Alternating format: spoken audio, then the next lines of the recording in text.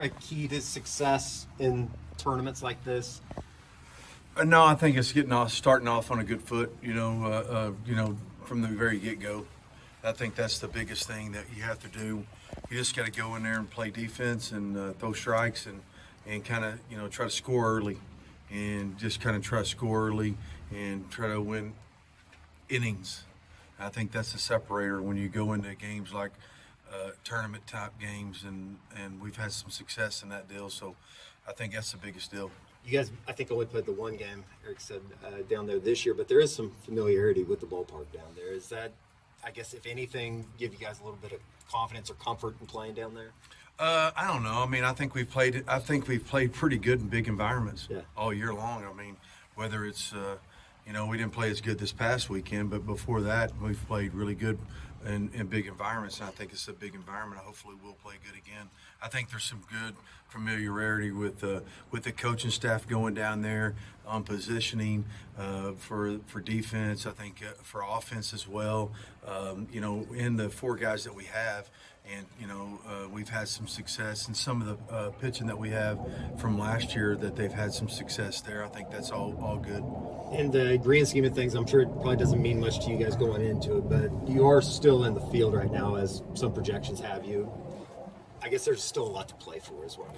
Well, I mean, my deal is, no, there's always a lot to play for. Every time you go on a baseball field, you want to win a game. I mean, it doesn't matter if you're playing against your grandmother's team or your grandfather's team across the way, or you're playing your brother. You want to win a game. It doesn't matter. You just don't go in a game trying to do that. I mean, there's a reason why they put a scoreboard on the field. Obviously, last year you guys ran through this thing. Was there anything in particular from last year's that you can take into this year, or is it just you guys played really good baseball, so you won it? No, I don't think I mean, there's some good familiarity of how you go about your business on and off the field, getting over there, watch the game, preparing for before the game. Some of those things are all things of those nature are going to help them not be an element of surprise. We haven't been a good team that's been an element of surprise, like moving our 6:30 game to 2:30, or to 12:30. I mean, that's not going to happen there. It's going to stay the same. You're going to go. Everything's going to be the same.